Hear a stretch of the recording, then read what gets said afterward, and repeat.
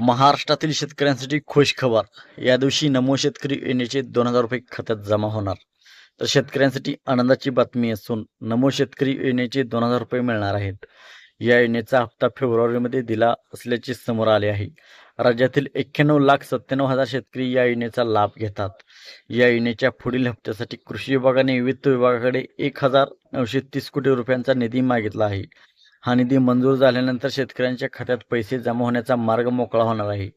केंद्र सरकारने शेतकऱ्यांसाठी पीएम किसान सन्मान निधी योजना सुरू केली आहे. या योजनेत वर्षभरात 6,000 रुपये दिले जातात.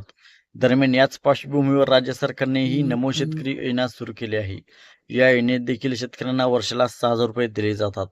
या योजनेत प्रत्येकी 2,000 रुपये असे 3 हप्ते दिले जातात. या योजनेत आता शेतकऱ्यांना नमो शेतकरी योजनेचा हप्ता पुढच्या महिन्यात मिळणार आहे. पुढच्या महिन्यात म्हणजेच 5 फेब्रुवारीला जिल्हा परिषद आणि पंचायत समितीच्या निवडणुका आहेत. या निवडणुकीआधी शेतकऱ्यांच्या खात्यात पैसे जमा होण्याची शक्यता वर्तवली जात आहे.